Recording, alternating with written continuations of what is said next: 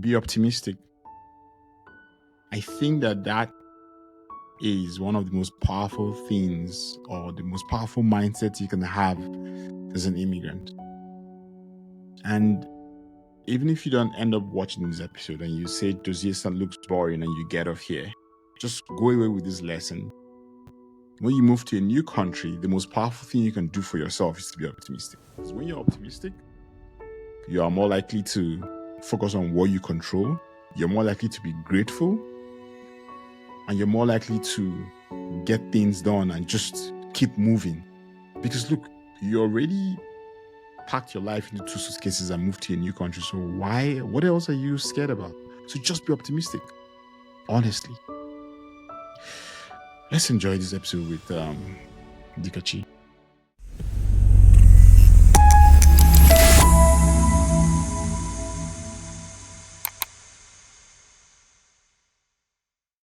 Most Nigerians move to the UK, the US, Canada of recent. Like people say moved to Canada of recent. But Germany is not a place where a lot of Nigerian skilled workers move to. Yeah, that's true. I mean, I know there was a time when they had this student program where they said, oh, they had free schooling and stuff. But it didn't feel like it picked up in Nigeria. So I think maybe it's why Germany? Like, why did you choose Germany? They don't speak English. Like, yeah. Yeah. First of all, I really wanted to go to Canada, by the way. I was looking up, so I did geology for my bachelor's, then I wanted to do an MBA for my master's because then I switched to marketing. And I was looking up MBAs in Canada, and you probably have some idea what it costs. Like it's bloody expensive. So I was like, okay, this won't happen, this won't work. And then I got information about Germany that they had like free universities. Before then, I just thought it was like, I don't know, some hard, aggressive country, and nobody's moving there. But then, like I saw that the tuition was free, and I found this MBA that was just really perfect. And I was like, okay, I have to give it a shot. And yeah, that was actually why I came, because the tuition was free. So even the Germans asked because they're also surprised that people are just moving to Germany. And I'm like, yeah, I came to study because school was free. And I was surprised, pleasantly surprised, actually. It's not like it's a normal country. There's nothing wrong with it. And they're happy people here. So yeah, I think it was the free tuition, to put it in 2 words. That's yeah. I totally hear you when you say that thing. Like, I mean, growing up in Nigeria, and I assume because you grew up in Nigeria too, you get that sense in Nigeria. They say, oh, the German machine. Remember how to talk about the Germans? Yeah. Efficient. Yeah. They hardcore, face like, is straightforward, no fun. hard, they work hard and stuff. But it's actually good to hear this from you because I've met a couple of them here in Canada, and you just like, oh yeah, these folks are like normal human beings like you. Exactly. I mean, they're really efficient, actually, and they're like, if something is starting by 8 a.m., you have to be there 7:55, that kind of thing. So they're actually quite, to the point. The engineering is like top notch. Everyone knows that. But then at the core, they're just normal, nice human beings. At least the ones that are close to me, Sha. So I wouldn't speak for the whole country, but the ones I'm close to. Yeah. Just kind of staying on that. How long, so you had that in mind when you were moving? Like, how long did it take for you to change your mind about okay, I knew nothing about Germany, or oh wow, like how long did it take you to get there? Yeah, well, unfortunately, I moved to the east, and if you've heard about Eastern Germany, it's not the best place to be as an immigrant. So when I first moved, it was a very tiny town in the east. So I was still shocked. First of all, I assumed people would still speak English. I don't know why. For some reason, I was like, yeah, it's German, but I assume people will speak English. But that's in Berlin. It doesn't happen in most other cities. So everyone's speaking German. I was lost. But then I was lucky that I got a job like the next month after I moved, a working student job. And I think it was that company that really changed my orientation of how the Germans are, because they were just exceptionally nice people. And so I would say it took like those 2 months to resume the new job to change my orientation. So Did you learn how to speak German while you how to speak German? Yeah, Yain. Yain is like, yeah, no, no in German is nine. So actually I could so I can express myself, so I can say what I want. The grammar would probably be wrong. I would always use the simplest words, but at least I can communicate. So for instance, when I go to the doctor, I only speak German. except if the doctor speaks good English. But usually I prefer to speak German because I want them to be able to tell me everything because I understand what they're saying. Like in the crèche, my daughter just started a new crèche. It's just German. There's no chance to speak English. So there's some vocabulary I know because of the situation. So I know medical terms, I know crèche terms. But for my day to day, my job is in English. So, and then at home we speak English, obviously. So there are some things, some very basic German words I probably don't know because I don't speak them in my day to day. So I would say my German is like intermediate, depending on the situation. I find something you just described really interesting, which is how the language, like the part of languages you learn, is the part that is really concerns your everyday life.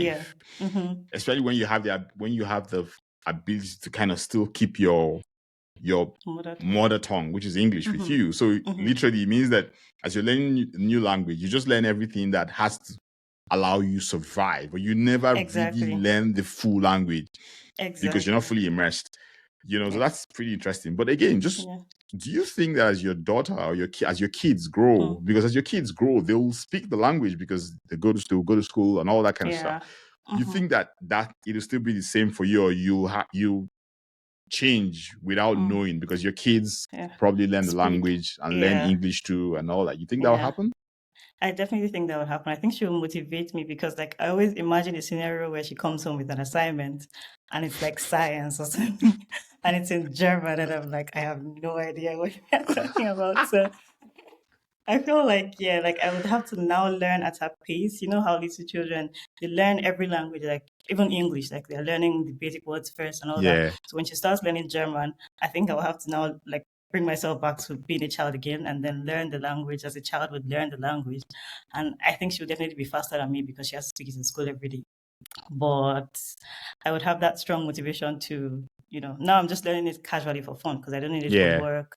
I don't really need it for anything, but then I need it for her at some point. So I think I would have that motivation to learn the whole lot. But I don't know if I'll ever be a native English speaker. I think that ship has sailed. Native German speaker, sorry.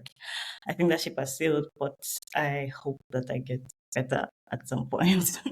Yeah, I agree. I think that like as you get older, it gets harder. I mean, unless the language is so. Let's say you're an ambassador, for example. I feel like you're an ambassador. You're someone who's diplomatic relation. Then you probably learn it to a really certain level. And then also, I think what also, I don't mean in a negative way. What doesn't help you, and I don't mean that in a negative way, is that as long as you still have the ability to speak English, or you have places where you're speaking English, then it just means that you'll always be handicapped by the fact that you have the other language as a crutch. Exactly. If you didn't have the other language as a crutch, then like you have to either just have to learn. It's like my Cameroonian friends that come here and they come here with French, like the ones that speak French, the French speaking Cameroonians, and they only have French and like they have to learn German. So they have French and German. And if they can't speak German, they can't bounce back to French because I mean, if someone doesn't speak German on the street, they probably speak English, not French. So you have to really focus on. So their German is really good because it became their first language here. But me, I just learned to a point where I'm like, okay, I know everything I need to know to get by. That's fine. Gosh, like it's so interesting how I think, and that's for me, that's the most fascinating about doing this. You just learn so much about how we humans just navigate all these things and all the crutches we create for ourselves, like shortcuts. Oh, like I can do this, and this is where it ends for me. I don't need to go beyond this. Like, but like you said, for your Cameroonian friends, there's no one speaking French, so like French becomes a language that we can speak, not a language that we need to survive anymore. Exactly. Yeah, even the courses here, German or English, they don't have courses in French. So if you want to come here to study and you don't speak German or English, then you can't speak French. Like you can't study in French. So yeah. Oh gosh. That's also something. Okay, let's go back I want to go back again to when you just yeah. Of course. Still staying on the stuff that really hit you hard. What was easy about settling in? What was hard about settling in? Definitely, I'll start with the hard one. Definitely the language. It was a huge shock. I have to say this again and again for some reason, because like I'd been to other countries outside of Nigeria, but as a tourist, and you, as a tourist, you go to the capital and everyone is speaking English, even if the local language isn't English. So for some reason, I really registered my like I came with the mindset of yeah, people will speak English. And then I went to this town where absolutely nobody, I think that was what motivated me to even learn. Nobody spoke English at all. So I got lost on the bus so many times. I had my credit card stuck in the ATM machine, or my ATM card, sorry, stuck in the machine so many times. I bought the wrong things from the supermarket. So it was terrible. But because I went to a really tiny town in Germany, so that was the hardest part for me actually. The language was really hard. But the flip side, it motivated me to learn like a bit faster because there are people who like they've been here 10 years. Because they've been in Munich or Berlin, they don't have any motivation to learn. So there's that. And what was easy? I think what was easy was like settling in school wise because I had this program. The program I went for was an international program, so everyone was speaking English. Everyone was from like a different country. We had just one German. So like he couldn't speak German to anyone else, so he had to speak English as well.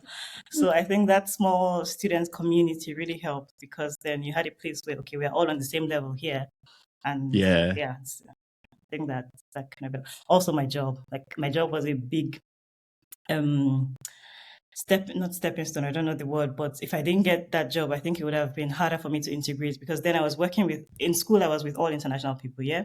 And then at work I was working with all Germans. So I learned like things about the German culture, the bureaucracy, and people were helping me to translate my contracts and things like that. So I think I had the best of both worlds. So the international community in school and the German community at work. And I think that was what really helped. That's you raise an interesting point because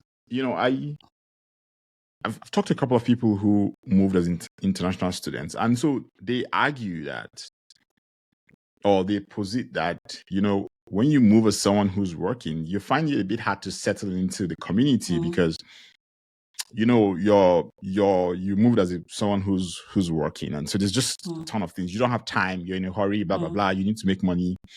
But when you move as a student, you find your community of students, and you just find it easy. You You take it students, slow. you all are going through all the issues. Everyone is struggling, finding their way, and all that. And there's just that support.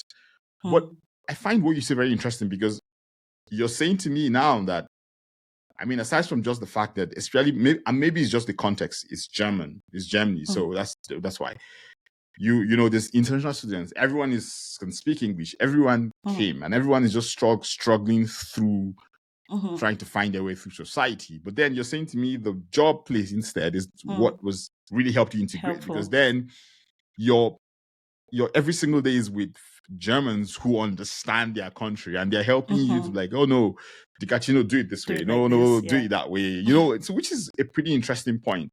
But maybe the question I'm going to ask you around that is like, if you had to look at the two communities, you've probably said it a bit, Mhm. but just step back and think about it again. Which one do you think helped you settle in the most, or was it just like each of them had their Mm. part to play in Yeah. who you became as you moved on through the country?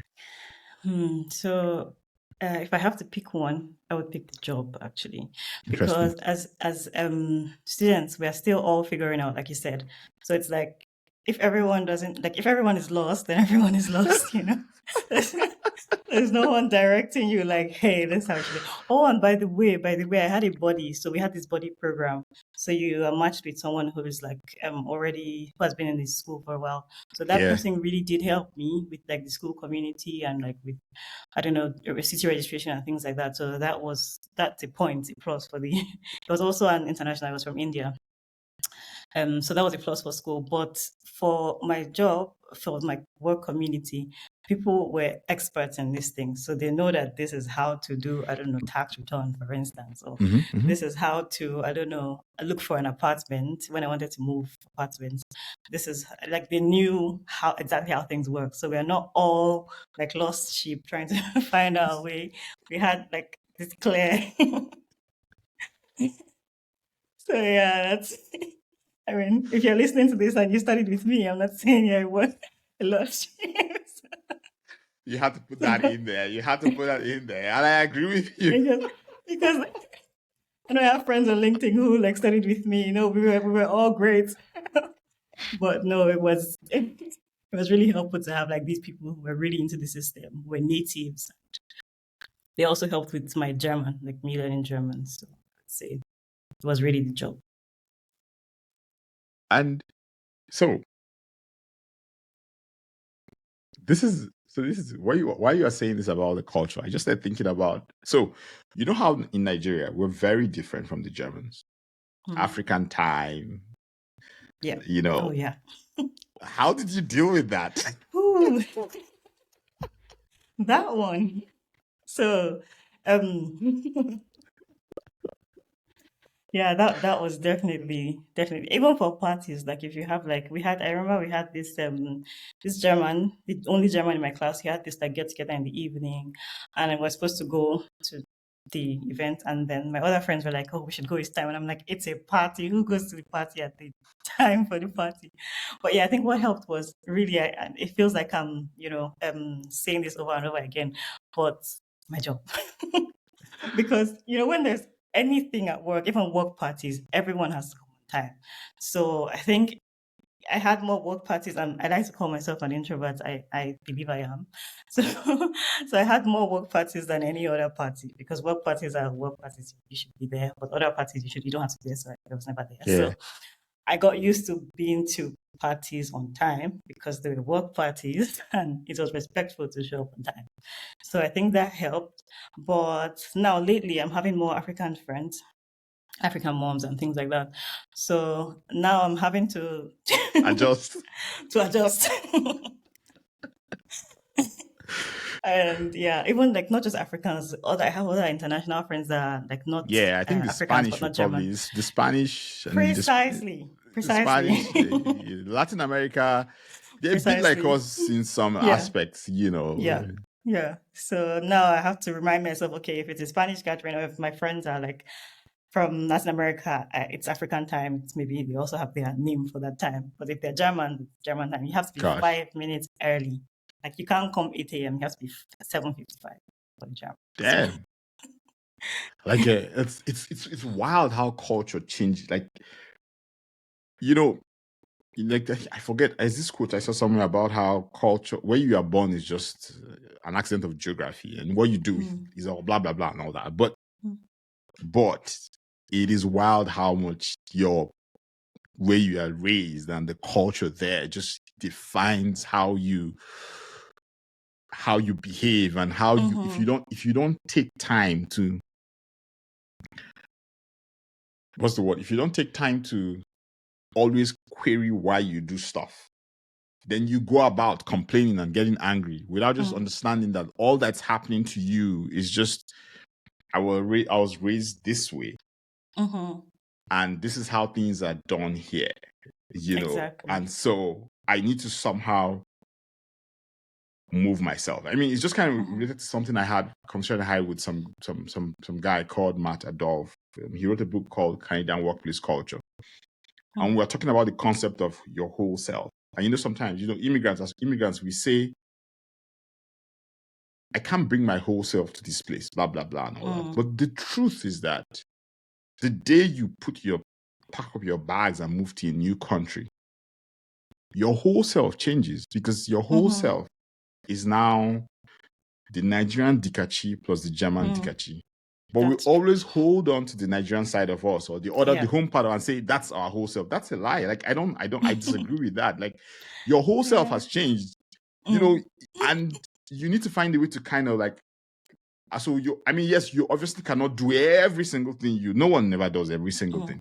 But once you start being able to acknowledge that, okay, your whole self is now different because you're no more in Nigeria. Like there's the Nigerian you, and you're now trying to settle in the new country. So just like you now, you had to learn the German side of you. So there's a German Dikachi that if you go back home, it will suffer from reverse cultural shock because it'll be like, what's going on here? Why are you all behaving like this?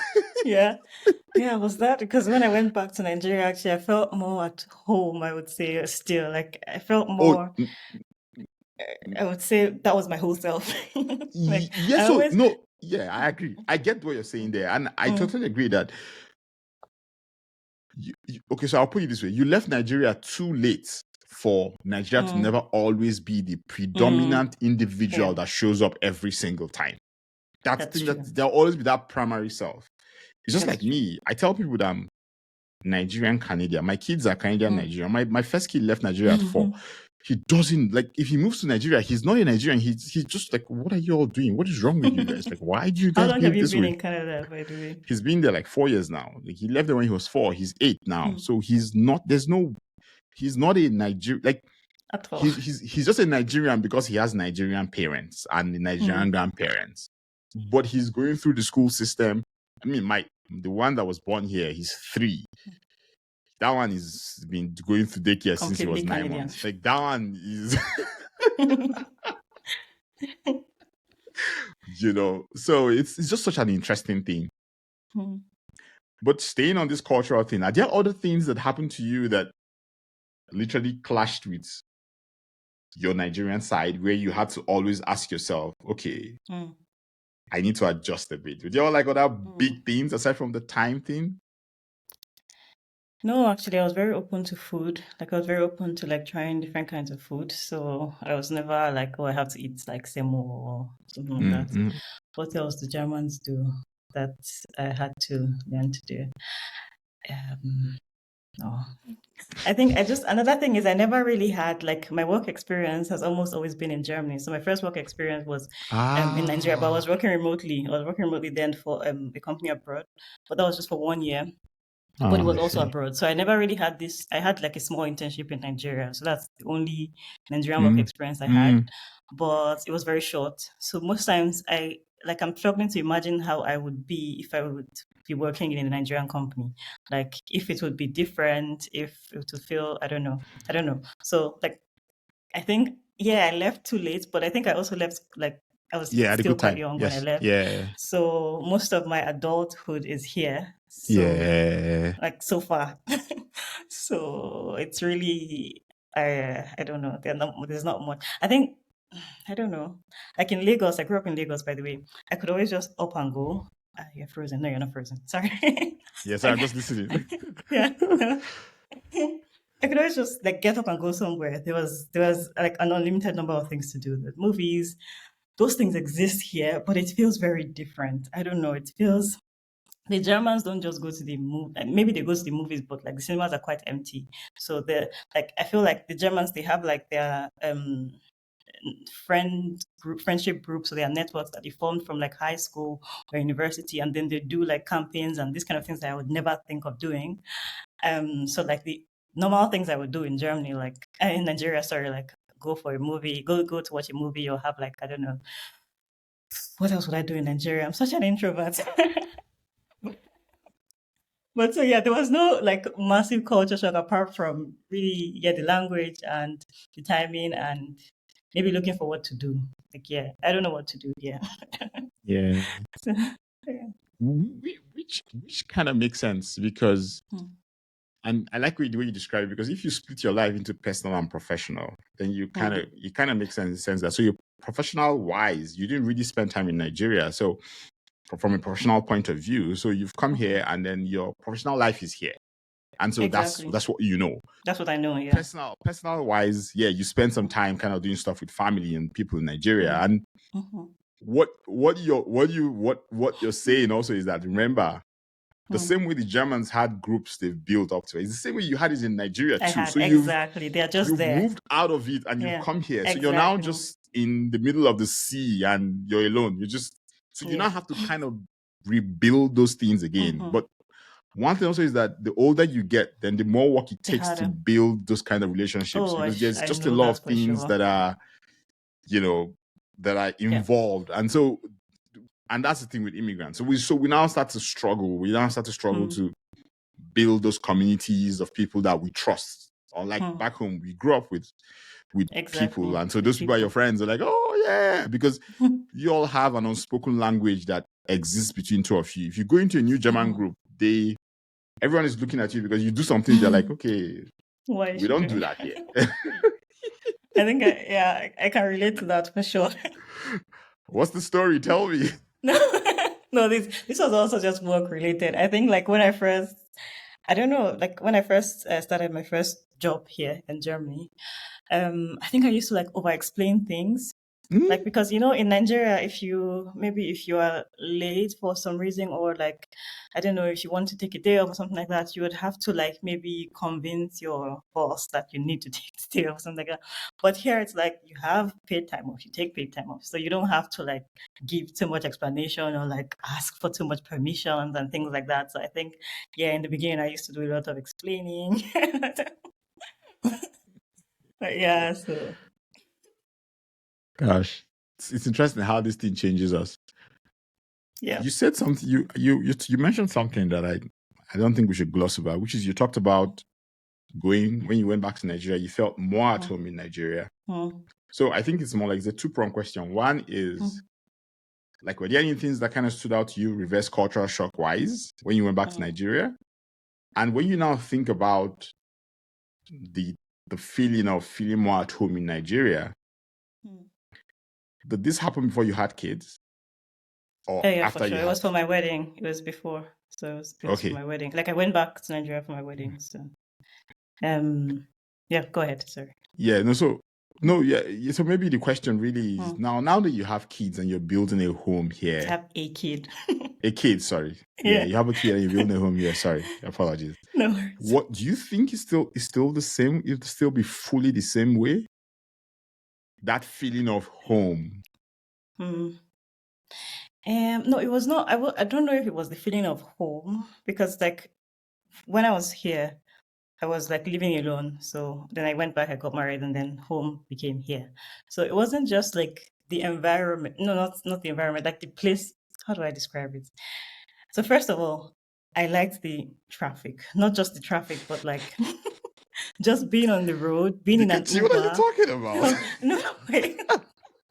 Just, I don't know, like the Nigerian music, it sounds weird, but like when I see a video of someone in Lagos, so it's Lagos in particular, maybe Abuja is nice and other parts of Nigeria, but I'm a Lagos girl. So when I see a video of someone in Lagos, it gives me this nostalgic feeling. So like, yeah, I could do a little traffic if it's in Lagos. So like, because I don't know, it wasn't boring. Like I know, yeah, one time we had this terrible traffic, 4 hours on the road, and it was raining, and that was terrible. But like just a little bit of like being in an Uber and just like, I don't know, looking around you and everyone is just like still happy, even when like there's no reason to be happy because this is traffic. And like just, I don't know, feeling relaxed and not feeling like people might be judging you for some reason. There was that, and also just being able to eat what you want and like try out things you've always thought about that now seem like they are new because you haven't had them in forever. Yeah. Um, yeah, I think it was, and also, yeah, like I said, I went for my wedding, so it was party, party, party, and like it was lots of fun. So maybe it was just I haven't been to Nigeria again since then, so I've only been there once since I came to Germany. Maybe if I just go like just to visit, it might be different, but it was like 3 weeks. I was there for 3 weeks. It was like 3 weeks of wild fun and like family and like meeting all my friends again, putting them in one place and partying with them. So I think it was really an not exaggeration is not the word, but like that scenario, there's nothing not to miss. You can't compare it to anything else because Yeah. it was a wedding. So you can't compare it to anything else. So I think that was the reason. So maybe if I had gone for like I said before, just staying there, just visiting or just working or just doing something else, then maybe I would have felt different. Maybe, I don't know. So your question was, now that I have a kid, I do have kids, not a kid, but one is in heaven and one is in my arms. So Oh yeah. gosh, I'm Anyway, sorry. yeah, no worries. So it's usually hard when I say okay, because when I just say I have a kid, it's like okay, am I not forgetting, but like this isn't the right statement. So just putting it out there. But anyway, if I go back to Nigeria with my family now, will it be different? As long as home is where the family is, I would say. So as long as I'm with all of them, then I think it will still definitely still feel like home. Now I feel like home for sure, because now I'm not just this student or this like single person just like in her own room, everything like just me. So this definitely feels completely like home. in every possible way. And if I go to Nigeria with them, it will still feel like home. I don't know if it will feel even more like home because I haven't had that scenario. So it's hard to imagine, but I believe it would, because then I would have my extended family as well, like all the grandparents, and so it could be better. I would love to do that. I don't know when, but now I have that goal to do that. So I would love to do that. Yeah. Yeah, I mean, I like that. I like that you called out that stuff about the way the visit was structured, because I was going to say to you that it's possible that if you stayed in Nigeria long enough, then, because there's this thing with immigrants where when we move, we keep a memory of the place in our head, and the brain has this beautiful thing. The brain works like a film director. It strips out all the pain, and except the pain was really outstanding. So it strips out all the pain and summarizes everything into its perception of the situation, and it gives you that to keep. I'm like, oh yeah, hold on to that. So when we move, we hold that perception in our head of home, and we forget why we left. And so every time when we remember that's not what it, happened to me. But go ahead. no, not at let all. me just. So here's what I mean. No, yeah, and maybe that's not happened to you. So every time we think about home, like there's that nostalgic feeling of, oh, this is what home looks like. And so when we now go, sometimes like we keep that memory, and then as long as you're taking it in small doses, then all you're doing is you're feeding that memory that you have of how the place is. And so I always just wonder sometimes, because I've seen people who say, oh, you did that, but then they say, oh, you know what, I want to go back because I have that memory. I want to go back. And then they go back and they're like, oh, I know why I left. And then they come back again. Yeah, definitely not me. Like when I first came, like at the point when I left Nigeria was still okay. Like it was like 2019, so Nigeria was still okay, but I was tired of, like, I had, long story short, but I don't want to say I was tired, but then first of all, I never wanted to leave Nigeria. I was a hardcore patriot. Then I somehow flipped the switch and I really wanted to leave, and then I left. But I wasn't like holding on to anything. I was like, I'm happy to have left. I wasn't like trying to. If I didn't get married to a Nigerian, I don't know if I would have been back until now. Like, I don't know. Honestly, I don't know if I would have visited, to be honest. So I was like, even as I was going, I was like, okay, let's just do the wedding and go back. Like I did. But then when I got there, I was like, oh wow, this is amazing. So, so it's not like I thought, oh, I missed this place, I want to go back. No, I wasn't really looking forward to it. I was looking forward to the wedding, but not like to all the traffic and all that. But then when I got back, I was like, oh, especially because, like I said, I was living in Eastern Germany. I think that also had a role to play. Because in Eastern Germany, most of the time you're like the only, especially in the town I was in, you're like the only black person on the street. So nobody looks like you. So you stand out and you look odd. So, and then people are just upset. Most people are just upset. So, but when I went to Nigeria, like I said, people were happy, even though there was no big reason to be happy. Like I said, there was traffic. People were happy. Everybody was like looking like me. So it definitely felt like home for that reason alone. So but like now I'm in the West. No, not in the West, I'm in the South. So now it's different. People are really happy here. The Germans are even surprised when I say people are happy here, but maybe my definition of happiness is different, but people are happy. So I feel I might not have that big shock about that big difference if I go back now. So. What was the first time it hit you that you weren't home? Since you're talking about feeling happy and stuff and all that, what was the first time it hit you that, okay, gosh, this isn't home? Yeah, I think there was one day I remember this quite vividly. I was like in a bus. It was in Freiberg for the first time I lived in, and like the bus was just going through different streets, and I was like, oh, "Wait, I live here now." And I was like, because all in the past I just traveled like for tourism, and I always like went back home. Even when I went to study, like I did my bachelor's in Delta, so not in Lagos, but yeah, I was like, this isn't home. I'm going back. But then it dawned on me that day, like I'm looking at these streets and I live here now. Like there's no plan to go back. So that's when it dawned on me, like, okay, I'm not. And yeah, I think, yeah, I'll just stop there. Okay, so I'll just move on from that. But you know, we're rounding up right now, so I just have two more questions for you. I think the first one No is, worries. you know, we're Igbo, so I know how we love our cultural heritage. But you're raising a girl in Germany. Like, how do you plan to balance preserving that cultural heritage while also making sure your kid is fully integrated into the society? Like, how do you want to do that? Yeah, that's the hard one. First of all, I don't know, I'm ashamed to say this, but I don't speak Igbo at all. Um, so Nothing to be ashamed of. I'm always very Just worried about because the child picks up the language usually from the mom, and I yeah, really want her to learn a Nigerian language. My husband is Benin; he speaks very fluent Benin. I believe he does. He says his Benin is not that good, but to me, it's like the most fluent Benin I know. So I would really love for her to learn a Nigerian language for a start, because then, of course, she'll learn German. Of course, she'll speak English. But if she doesn't have any Nigerian language, at least I can understand Igbo if I hear it, even though I don't speak. yeah, So at least there's that sense of connection, and I think now that I'm learning German, I realize how big language, like how big a role language plays in your life. Like when you speak yes. a language, it makes you feel like this is your community, like this is where you Mm, are. And you, just one small example. One time a Nigerian joined my first company. Before then, there was no Nigerian, and I started speaking Creole. So I started speaking Pidgin at work, and that's something that I could never do, of course, because no one else spoke Pidgin. So I felt very different when I was speaking to this guy because I was speaking Pidgin.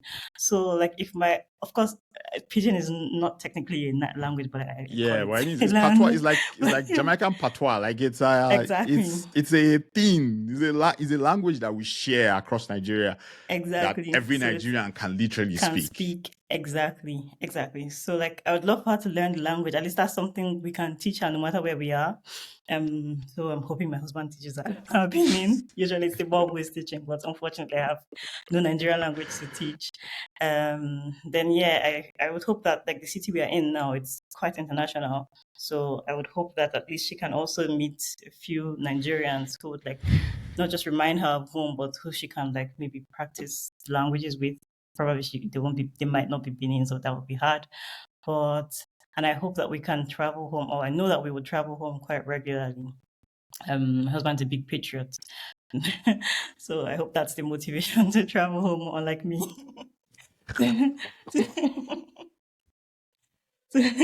Honestly, no, if I didn't get married to him, I don't think like I think I would visit Nigeria like never. That bad. No, really, no, I am no, really never, because yeah, my mom is there, but then she visits quite regularly here, so Yeah. she's the only one who's there, and my little sister, but they both come together like every year, so I don't really have any. Yeah, I miss my friends. I do miss my friends, honestly, but yeah, I think he's the reason. My husband is the reason we would visit regularly, which is a nice thing, and I hope that as we visit, then she reminds herself that okay, this is where I come from, these are my people, and this is home. Yeah. You know, also, feel like your mom also is also part of the ways in which you pass on your cultural heritage to her. Just Hmm. maybe just ask your mom to speak Igbo to her and to you, and maybe she Yeah, learns it. yeah, I'll Who do that. My knows? mom didn't teach me, but she'll teach my grandchild. Yeah, her grandchild. Sorry, not That's my. it. I don't know what to say. That's not encouraging, to be honest. Like if your mom didn't teach you, she'll teach you. Well, Like my younger sister is telling my miracles mom happen. now. Yeah, my younger sister is a big language fanatic now. Like she learned French, she's learning Spanish. So she's like, okay, mommy, I want to learn Igbo now. Teach me Igbo. And my mom would just say like one word, and she'll learn that Ah, one yeah, word. gaga, gaga. My mom taught us Queen's English. Was she a teacher or something? She was a teacher. Ha, Yeah, she was a aha. teacher. Yeah. Those So that yeah, generation, that's what they will teach you. yeah, Honestly, that generation they were yeah. like that. And so I think the last question for Hmm. me for you is if someone said to you, Kachi, I'm coming to Germany today. Like, what's like the first top 4 things they should do to hit the ground running once they land? Be Hmm. it East Germany, Hmm. Southern Germany, Western Germany, like what's things that like gets them moving and gets them Hmm. going? I would say even before they land, they have to, what's the word, frame their mindset, like to build up their mindset. Because like for me, I used to think, okay, I'm coming to this village, nothing happens here. But I always had this mindset of, even though nothing happens here, something will happen for me. So I was very optimistic. And that kind of motivated me to like apply for jobs, to find communities, to like speak to people that I needed to speak to, or like, yeah, just put myself out there. So I would say they need to have this optimistic mindset even before they land, because it can be discouraging when you come and you have that culture shock, that language shock, and you're like, oh, it's doom and gloom and you can't do anything. But then if you're already optimistic, you come with the mindset of, I'm going to succeed here, it's going to work for me, then that's already like a big motivation. Then, like I said, you have to find that, I wouldn't say community, but you have to find, I would say community. Yeah.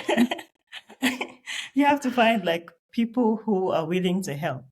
But you can't expect everyone to be kind. That's just the truth. Like, you're in a new place, some people are not happy you're here, but when you find that those one or two kind people, just hold on to them, like hold on to that little sense of kindness you can get. That every help is like needed. So any help you can get is needed. That's one thing. But I think the biggest thing is really the mindset, because some people come here with the mindset of, oh, I'm just going to like find a way to make ends meet. I'm not going to shoot for like a bigger corporate job or anything. I'm just going to study, maybe just work per hour and just make whatever would help me to pay rent. And then they Yeah. just stay there and they just like keep doing that, because once you can make rent and you can send something back home, that's okay, that's fine. But then there's no growth there. But if you have this mindset of, yeah, there are people who have come here and they've succeeded and they've like, hit the ground running from the beginning, then what stops you from doing that? Yeah. Yeah. So I would say the major thing is the mindset. So yeah, be optimistic, find that community, that network, and put yourself out there. And yeah. Yeah, that's really good. And that point you make on the mindset, it's on the money, to be honest. Because like just being optimistic means that you're also likely to be grateful.